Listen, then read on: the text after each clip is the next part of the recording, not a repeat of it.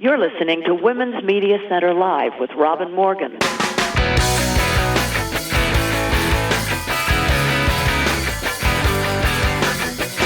Welcome to Women's Media Center Live. I'm Robin Morgan. I should say welcome to trying desperately to keep up with just everything that happens all the time. There's Iowa, pause. Then there's Iowa, pause. And then there was Iowa, pause. And then there was Romney. And then there was, it's been a busy week as opposed to all the other weeks, which apparently by comparison were lazy. We have a chock-full show for you today, covering that week and other things in the world. And my guest is Marianne Schnall, the founder and director of Feminist.com and a book author with inspiring words to keep us going, because we need to keep going, you know. And let's get started by going inside the headlines.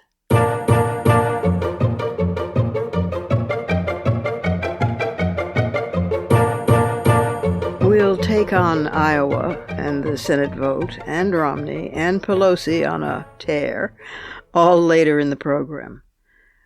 For now, I want to focus here on some important new studies just out. Let's start with Hollywood, since the Oscars are looming. The Women's Media Center report on gender and non-acting Oscar nominations is just out. The report examines the representation of women in 19 non-acting categories for the 92nd Academy Awards, including the influential producing, directing, writing, and editing categories. Of the 186 total nominees, only 56 are women. 130, or 70%, are men. Here's a sampling. The overall percentage of female Oscar nominees in non-acting categories rose by just 5%, up to 30% this year. That's a long way from gender parity, although women wrote and directed more profitable and critically acclaimed films than ever before in 2019. For the second straight year, there were no women nominated in the Best Director category, despite the number of female directors being on the rise. Two of the year's blockbusters were co-directed by women, Frozen 2 and Captain Marvel. The lack of women nominated for Best Director continues a long tradition of bias in the Academy. Over the 92 years of the awards, only 5 women directors have ever even been nominated for an Oscar, meaning in the history of the Academy Awards, 99% of all Best Director nominees have been men. You can get the full report in all of its detail for free at the Women's Media Center. That's womensmediacenter.com. The Reuters Institute for the Study of Journalism has released a new international survey, Journalism, Media, and Technology Trends and Predictions 2020. The report notes that publisher respondents claim to have made great strides over gender diversity, with 76% believing their organization is doing a fine job. However, they rate themselves less well on diversity from non-metropolitan areas and on political diversity and racial diversity. But critics argue that these figures reveal complacency among news executives and that much more still needs to be done, including concerns relating to the Me Too movement, the exposure of pay gaps in the United Kingdom, and deep-seated sexist attitudes, particularly in French newsrooms. Scandinavian publishers were much more confident about gender diversity than publishers in other parts of Europe. Well, no surprise there. And overall, women were much more skeptical about the rate of progress than men. No surprise there either. Still, throughout the global South, particularly in South Africa, women seemed particularly determined and organized to get a better deal. The International Union for Conservation of Nature, typically known for tracking endangered species, has published a new report chronicling how environmental degradation disproportionately hurts women, using more than 80 global case studies more than 1,000 sources, plus feedback from peer reviewers. It seems that women might become an endangered species.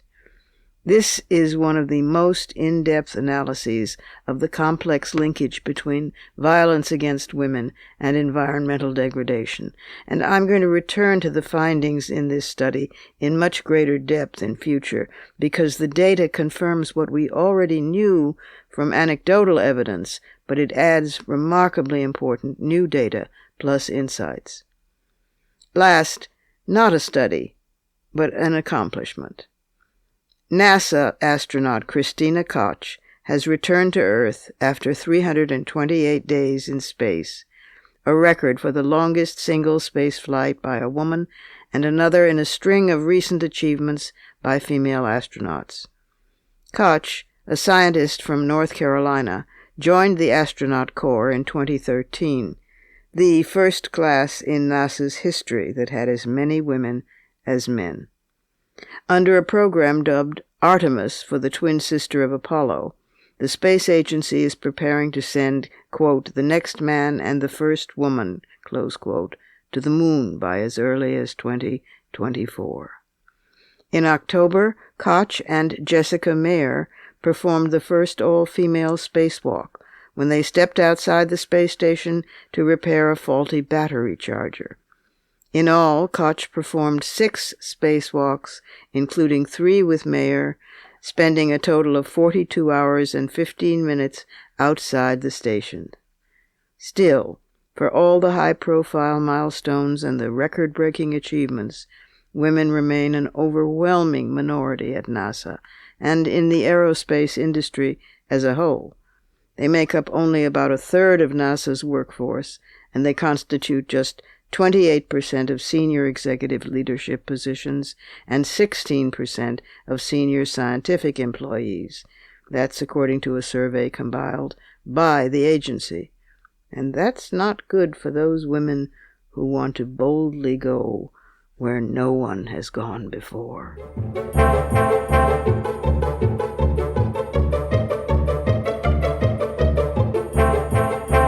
We have to take a short break here.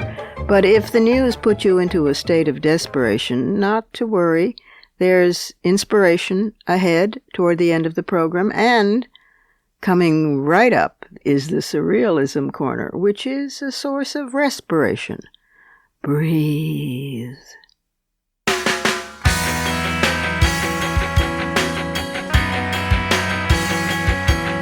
Subscribe to this program on your favorite podcast platform and leave us a review. Follow us on Twitter at WMC Live, like our Facebook page at facebook.com/WMC Live, and visit us at WMCLive.com for more information about our show and our guests. You're listening to Women's Media Center Live with Robin Morgan.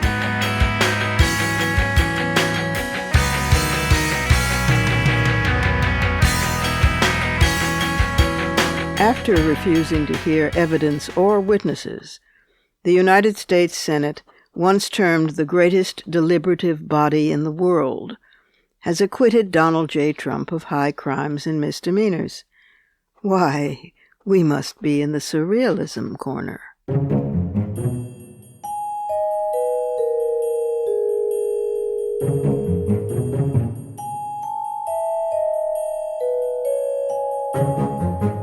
Not that there isn't a wealth of surrealism to be found elsewhere.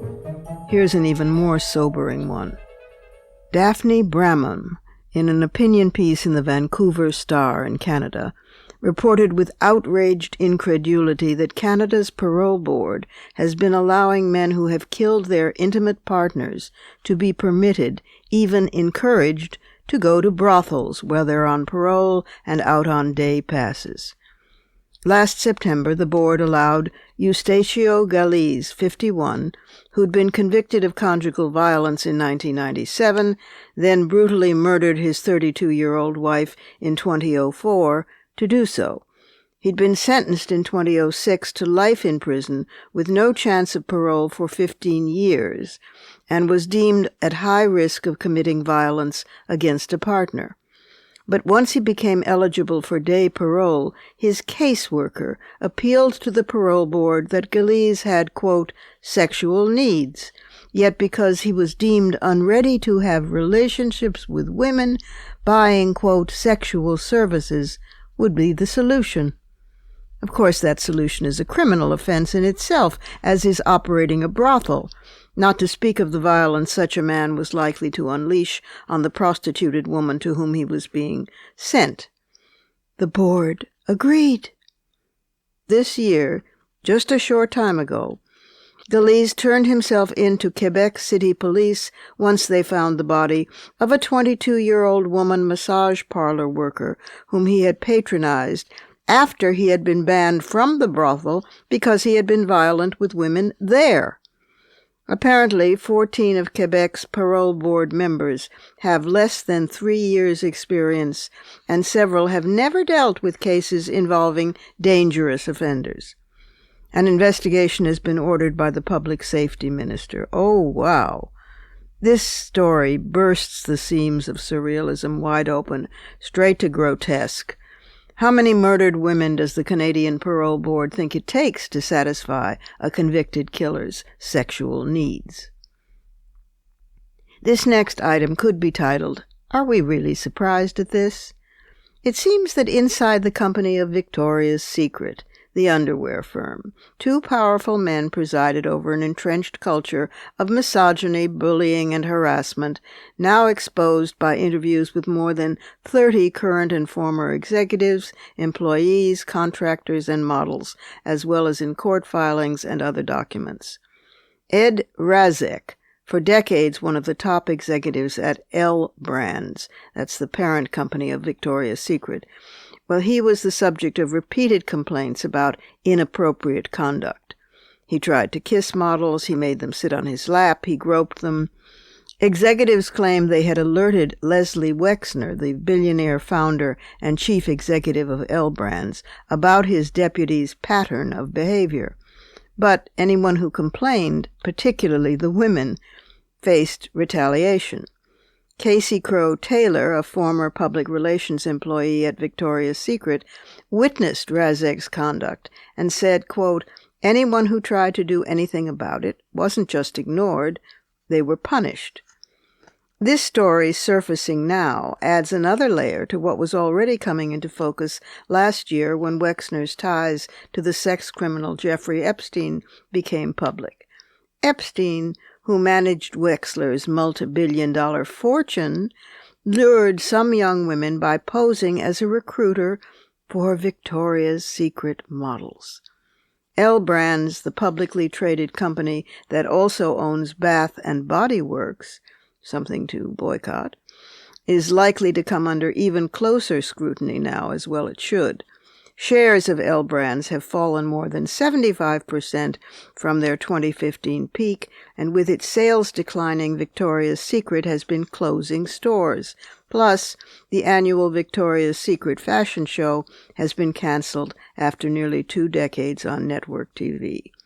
Razek, 71, stepped down from L Brands in August. Wexner, 82, is reportedly trying to sell the lingerie company. May he perish in debt and call himself damned lucky to get off so easy. On the, I think this is called winning front, Mattel has made its Barbie doll much more inclusive in recent years.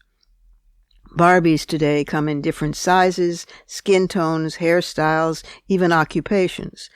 Last year, Barbie turned 60, and the brand introduced dolls in wheelchairs and with prosthetic limbs.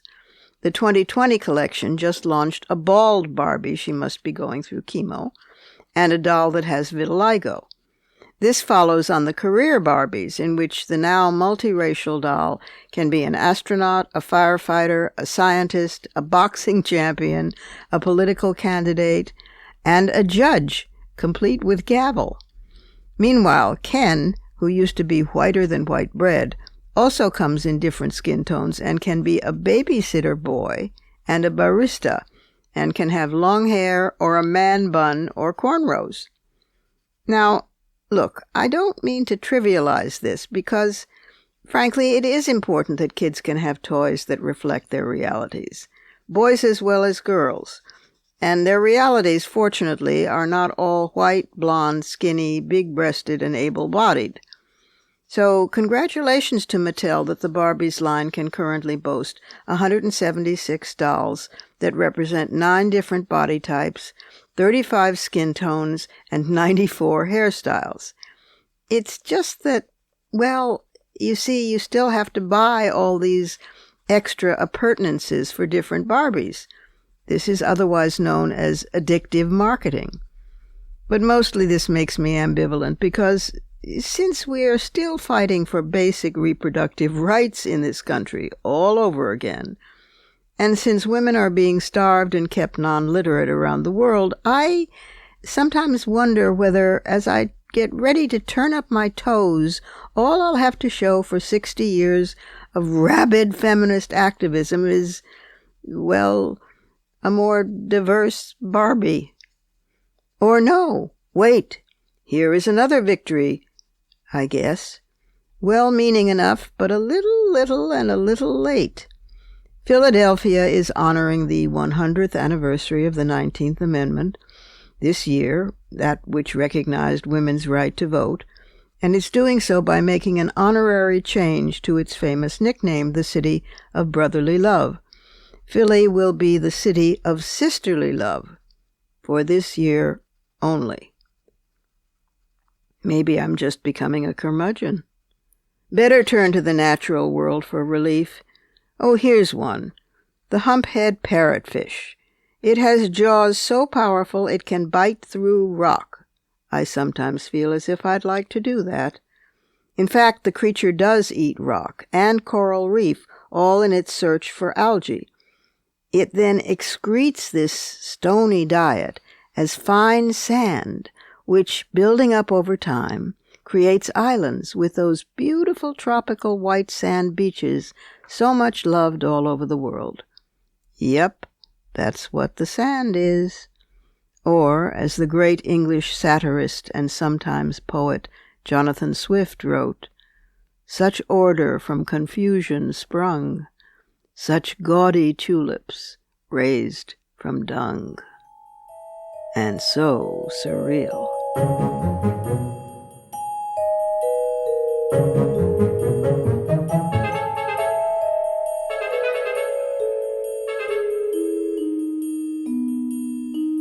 Time for another quick break. But if all this news and dispiriting stuff going on in the world is getting you down, well, just stay with us because my guest this week is an inspiring person with inspiring words that will inspire you to inspire others. So there, that's coming right up.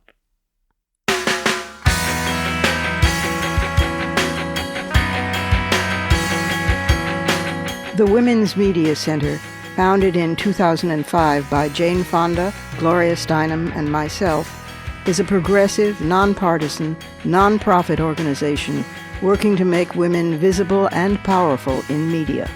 You can learn more about the WMC at womensmediacenter.com. You're listening to Women's Media Center Live with Robin Morgan.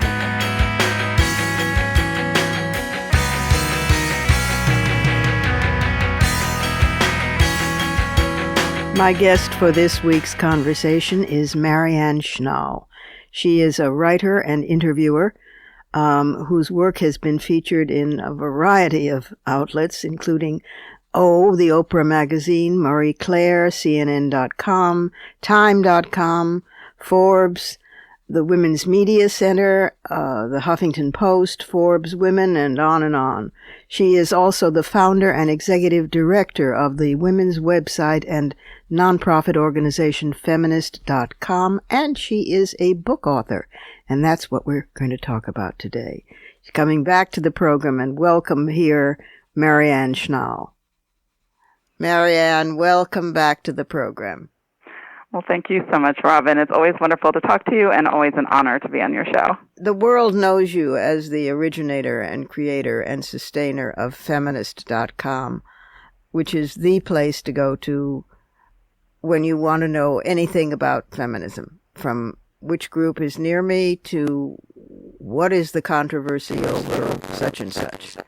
And she's been doing that. How old is feminist.com now? So feminist.com is going to celebrate its 25-year anniversary in 2020. Oh, and my God. We have some big things going on behind the scenes in terms of plans to rebrand and relaunch as part of that anniversary, because obviously feminism and the internet have changed a lot since back in 1995. Yes, but I remember being so glad when you launched it that there was a place to send people, because otherwise each of us were sort of fulfilling that function, each of us as activists, in a very haphazard manner. And there so desperately needed to be a reliable, I underline the word, central, trustable, good politics, fair, inclusive source that people could go to. And you were it, and you are it. And in addition, because there's so much spare time when you're running the center of the women's movement, obviously, she's been producing lots of wonderful books, two of which have just recently come out. This is a grown-up version and a young women's version. The grown-up version is called Leading the Way, Inspiring Words for Women on How to Live and Lead with Courage, Confidence, and Authenticity. And it features insights from everybody that you wanted to hear from and people you didn't know you wanted to hear from, but the minute you do, you're glad you did.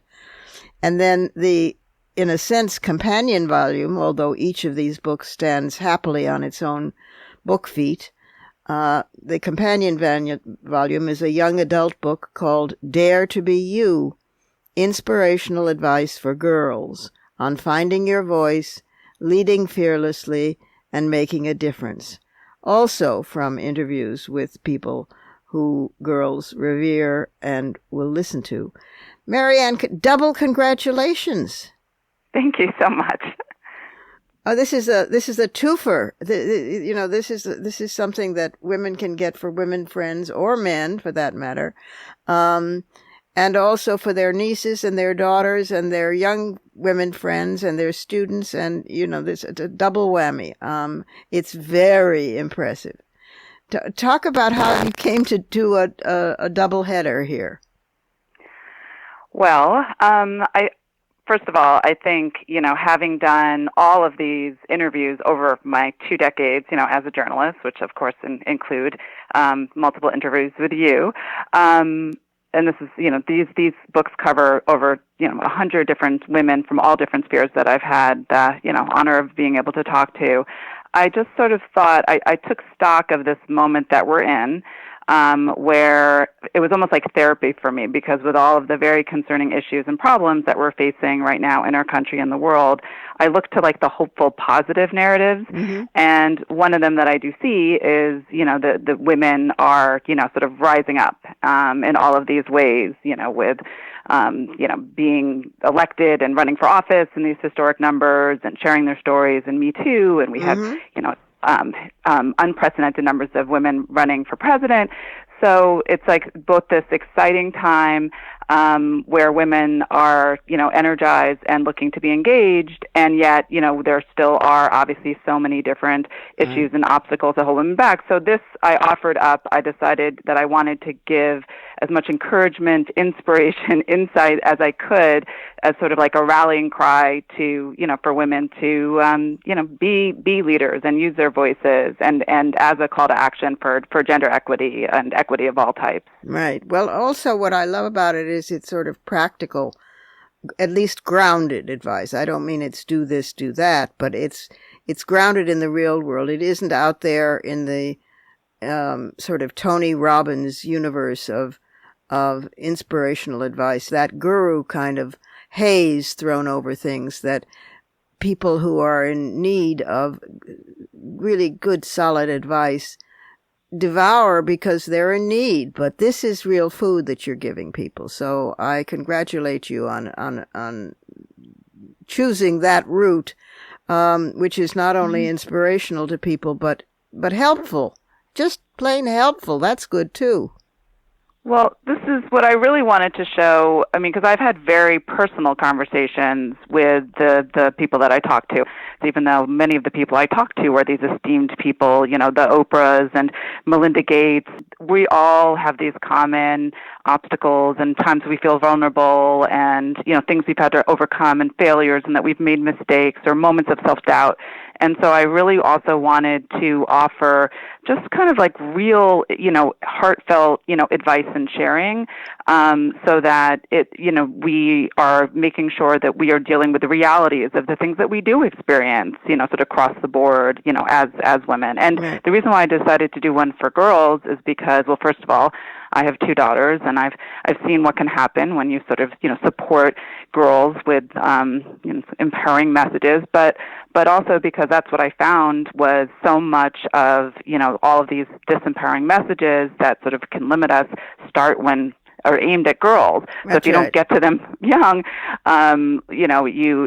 it's so much harder to you want to activate them when they're young, so they Absolutely. sort of hold on to themselves. Absolutely. The culture comes in around age 12, and some wonderful little girl who up to that point has, stood with her firmly on both feet with her hands on her hips and says, you're not the boss of me. And suddenly she begins to qualify her remarks and say, well, instead of saying, I think, she says, I'm sure this is stupid sounding, but maybe I kind of wonder. I mean, it's an amazing transformation to watch. Carol Gilligan's work, of course, in this area, 2 or 3 books in this area have revolutionized our thinking about puberty and what happens to females at that age, female human beings. So this is a very good antidote. Extremely good antidote. Read us some from either book, because there are goodies throughout both books. Read us some of your favorite quotes. Well, I would say that definitely is a challenge because there are hundreds of quotes and so many incredible insights, but, just some that I just happen to be looking at in front of me. First of all, there's this from, tennis legend and icon and activist Billie Jean King, who I should say founded the Billie Jean King Leadership Initiative. She says, whatever you care about, you can make a difference. You really can. Don't ever underestimate yourself. Do not underestimate the human spirit. Love that. So I've always loved that one. I love it because she takes it from the individual to the universal. I also, I had been able to interview, Stacey Abrams, who, of course, is such an inspiring figure, particularly right now, and everybody should look at what she's doing with her Fair Vote action. She was a guest on this program, and did we ever have a fun time? Well, I got to her right before I closed the book for Dare to Be You. So where she's not in Leading the Way, I snuck her in last minute to Dare to Be You. Absolutely. But she said, do not edit your desires. We are entitled to ambition. We are entitled to success. We are entitled to failure. And any moment of compromise on those 3 things starts to weaken who we are. So I always like that quote too, because I also think, one of the things that we also hear about that, can hold women back is this, they feel like they're not entitled, or they have to be, even when we hear about women running for office, they sort of wait to be asked. They don't think they have what it takes, or, that, and then this way that the media portrays ambitious, confident women and as, kind of unlikable. This has always been this weird catch-22 that women face, but, or the fact that women may not be willing to take risks or to fail. So I like that one because it has a lot of themes within that one quote, which It does. And the freedom to fail is an incredibly important freedom. I mean, artists know this because you try something 50,000 different ways. As a writer, I try a line this way, I try it that way, not just in poetry, but in fiction and in nonfiction. I mean, what works, what seems to fit best, what rings right on the ear, what looks right on the page, what conveys the meaning most directly and most movingly. I mean, all of those things come into play, and there's failure, anywhere along the line toward the final revision. And the freedom to fail goes beyond that, of course, I mean, it goes into the rest of life. And if you don't have the freedom to fail and come back from that, then you don't have the freedom to win or not to fail, because you can't achieve one, perfection doesn't exist. Two, if it did, it would be boring. But three, what does exist is the best you can do, and you can't reach that if you don't have the freedom to fail. And I love that she includes it. I just love it. And you for including that quote. Well, I think, yeah, first of all, sometimes failure is like points you to where you should be. So sometimes it's like an helpful, guide. But also, I think one of the things that was universal that I found in all of my interviews, which I think is so important, is that sort of obstacles, setbacks, failures, like even the hard times are all ways that we grow and develop, as a person, develop our strengths, develop sort of just a closer sense of who we are. That was one thing that my Andalu had said to me, it's how you get to know yourself is by sort of like falling, getting back up. And so many of the people who I have interviewed have had real, hardship in their lives in one form or another, whether it's like poverty or being, survival of violence. People have been through all sorts of fires and then come out stronger, like actually used it as fuel to be even stronger, and in many cases to be, this kind of incredible leader and change agent, so that we shouldn't fear, when we, face these things in life, but realize they're part of life and we can kind of use them in that way. It's how you learn. It's 101, but it's amazing how in a success-obsessed society like ours, the illusion of success trumps, you should excuse the word, trumps ratiocinative thought. So anyway, thank you for these two books. They are fun. They're helpful. They make wonderful gifts. Leading the Way is the grown one, Inspiring Words for Women, featuring insights from Gloria Steinem, Oprah Winfrey, Amy Poehler, Jane Fonda, Arianna Huffington, Nancy Pelosi, yay, Jane Goodall. We got women of real substance here. Kerry Washington, Sally Field, Billie Jean, Anita Hill, many, many more. And the same crew and more, as well as girls, Stacey Abrams, Oprah Winfrey, Dolly Parton, in the one for young women, Dare to Be You, Inspirational Advice for Girls. So if you're 10 or 11, you read Dare to Be You, and it prepares you to lead the way as you grow up and you move on to the second book. Congratulations again, Marianne, and all good luck with both books. And thank you for them, and thank you for feminist.com for the 10,000th time, and thanks for being you and being with Women's Media Center Live. Well, and thank you, Robin, for all you do and for having me on your show. One more pause for our last break, and then I'll be back directly with some fighting words.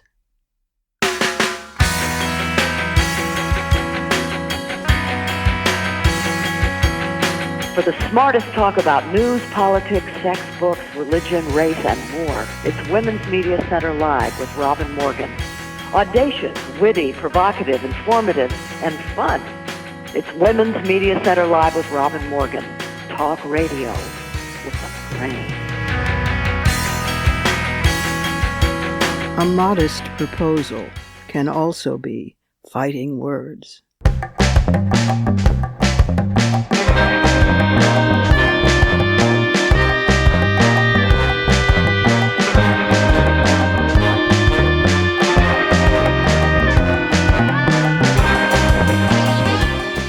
Maybe this commentary should bear a label warning, check with your pharmacist before ingesting to be sure the contents do not conflict with other information prescribed for you.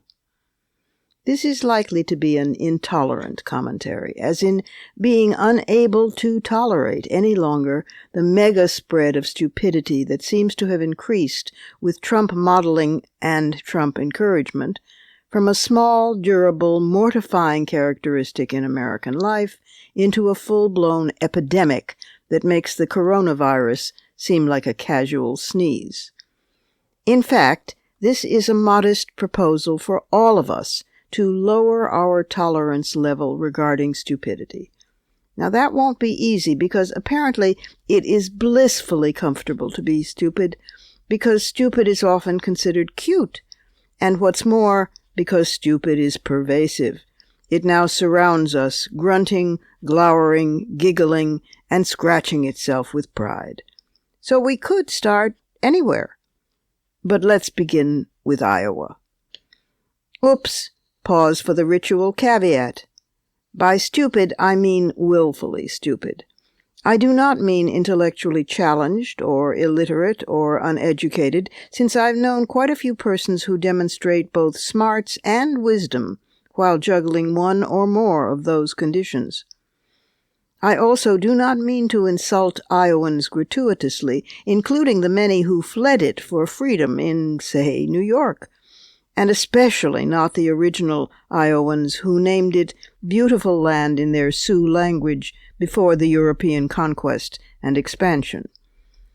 I also don't believe that rural people are necessarily stupider than urban ones, although I do know from experience, yes, I once romanticized farming before I actually lived on a farm for protracted periods, that the isolation tends to reinforce whatever is already there, including forced uniformity, whereas city living inherently encounters and chafes what's there against what's new and different and other, altering both in a daily dynamism. But clearly, human beings manage to be stupid everywhere. Still, let's face it, people, only Iowa has a butter cow. Only Iowa has been so cleverly stupid that it has manipulated political candidates into schlepping through its cornfields for an entire year, stump speeching while teetering on haystacks, hyping ethanol, and spending millions of dollars in hopes of garnering a total of 41 pledged delegate votes, as opposed to, say, a state where lots of people actually live in both rural and urban communities like Illinois, which has a total of 155 pledged delegates. To be fair, Iowa has one great writer's workshop, one fine newspaper, and a few good colleges, but after that, you're into life-size cattle carved from butter, state fairs, fried ice cream corn dogs, and God help us all, caucuses. So, understandably, Iowa hungers for attention and RESPECT. Maybe something like being the first in the nation to vote for presidential candidates? Well, if you're New Hampshire, smaller even than Iowa, but just as white, you already have the first primary in the country, and you're not about to give that up. It brings press, candidates, press, tourists, and press attention. So, in order to be first, Iowa has had to cling to a convoluted system from the 1800s, when the act of voting, like that of attending church, was considered in rural communities an occasion for social convening and even for entertainment. The result? Possibly the most absurd form of voting ever conceived, one that makes putting marbles in a jar seem stunningly sophisticated. Not only absurd, but dangerously discriminatory, and arguably in violation of the Constitution itself. There are no absentee votes permitted, so if you can't get yourself to a caucus site, or, as of this year for the first time, the site of an electronic caucus, you're just disenfranchised. Too bad for the elderly or for the poor, since Iowa is not famous for its mass transportation systems. Too bad for the disabled. Too bad for mothers with young children. The caucuses are held in the evenings, in the dead of winter, with no childcare on site available. And, due to the demographics of the state itself, too bad for would-be voters of color, because even in an Iowan July, you could go snowblind from the whiteness. Last, but hardly least, caucusing leaves voters stripped of the privacy of the voting booth, vulnerable to lobbying and pressure and being literally forced to switch preferred candidates, and also, given the celebration of small-town culture that caucuses represent, leaving a voter vulnerable to lasting disapproval, even ostracism, certainly enmity, from some neighbors, vendors, and former friends who don't like the way somebody votes. The monumental screw-up of the 2020 caucuses gives Iowans an opportunity for doing away with the caucus system altogether and going to a primary system like other states. The combination of human error, reliance on shiny new technology, possible hacking, and we now know for certain definite Trumpists' sabotage in tying up phone lines that were installed to report results, all combine this year to point the way out. Exit, big sign. New Hampshire, too, should not care about being the first or second primary state. There are plenty of other more representative of America states better suited for those positions. Well, Iowa took more time and space than I had calculated here, which was stupid of me. So we need to pick up speed with other targets no longer tolerable on the stupidity front. The much commented on, tisk-tisked by some, analyzed and argued about, and predictably deplored by Fox News as rude moment when Speaker of the House Pelosi, with her usual elegant aplomb, calmly ripped up Donald Trump's State of the Union address in public as a demonstration of what she believes should be done with piles of trash and mendacity. Later, she pointed out that since his words had shredded the truth and his actions had shredded the Constitution, she had decided to rip up those pages displaying his state of mind and ego. It was an I've had it moment, deeply appreciated by me among many other Americans. Do we really care that Trump and Hannity, of all people, considered it rude? That would be stupid of us, you know. The stupidity of Bernie Sanders or anyone else saying a woman cannot be elected president when, 1, a woman already was, and then had the election stolen from her, and 2, of course a woman can't be elected president until she is, and then that will be that. Maybe Bernie is sex indeterminate and confusing himself with a woman? About the electability, I mean. In the meantime, Iowa, sorry to harp on Iowa, seems to have delivered us to the choice between a chronically grumpy old man who's a 1930s-type socialist and a smart, young, gay, totally inexperienced, likable small-town mayor, both of whom, however, can boast of having penises.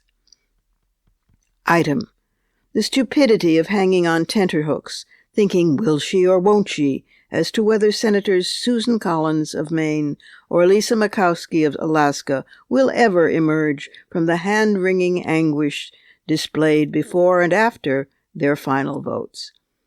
Inappropriate is a fitting adjective for behavior that blows its nose in a dinner napkin, Susan, not for committing bribery and assaulting our electoral process.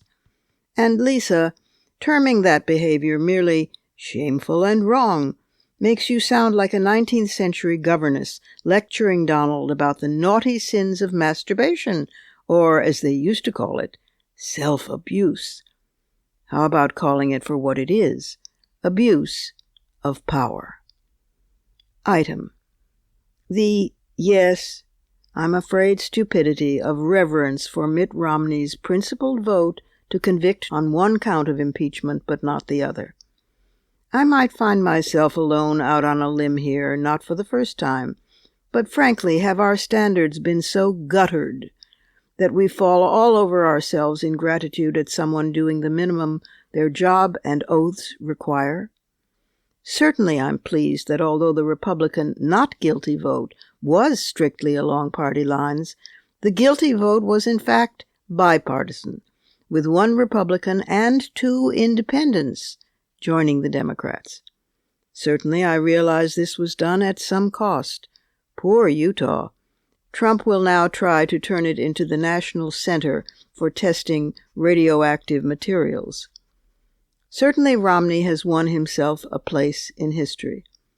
Then again, he's a Mormon, which means his sense of history is already embedded in his belief system, since the Latter-day Saints keep genealogies back for generations, a practice doubtless necessitated by all those forebears with multiple wives and the intermarrying of clans. Furthermore, Romney adulation should be tempered by recalling that his position on virtually every issue is pretty odious, and he has 4 more years of his term left before he has to face voters again.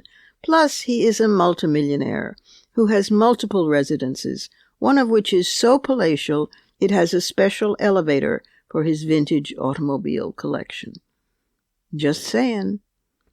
If you want a real profile in courage, look at Doug Jones of Alabama. In the first year of his first term as a congressman from a red state, who landed his seat by upsetting in more ways than one the Trumpists back home. Item: the stupidity of public sentimentality evoked and expressed even by so-called liberals in the wake of Trump having turned the State of the Union address into a cheap reality show, cynically displaying a moment of what should have been family privacy with a reunion of a soldier who was shipped home from the front for the occasion, central casting, and the opportunistic parading of a surviving Tuskegee vet. For God's sake, these were juxtaposed with awarding Rush Limbaugh the Medal of Freedom. The only thing missing was Trump's announcement that if Congress merely looked under its seats, every representative and senator would find a voucher for a free car. When will we stop being stupidly, terminally fair? When will we stop crouching for fear of overlooking the lowest possible common denominator? When will we stop being afraid of our own smart, trustable sense of outrage? Well, I'm done for now, although I am nowhere near finished. To be continued. Call it judgmental if you want, but I feel ever so much better for triaging what stupidities I can. Feel welcome to add yours. Those are my fighting words. Do add yours on Twitter, and remember to tag us at WMC Live and use the hashtag #FightingWords.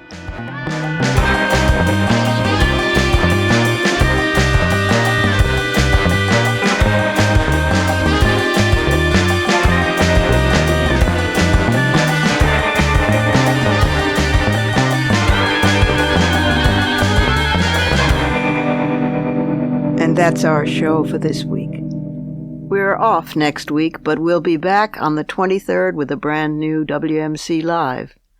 You can follow me on Twitter, Facebook, and now Instagram at @TheRobinMorgan, and you can check out my blog at robinmorgan.net and find my latest book of poems, Dark Matter, and my brand new novel, Parallax, wherever books are sold. Opinions expressed on this program do not necessarily represent the Women's Media Center.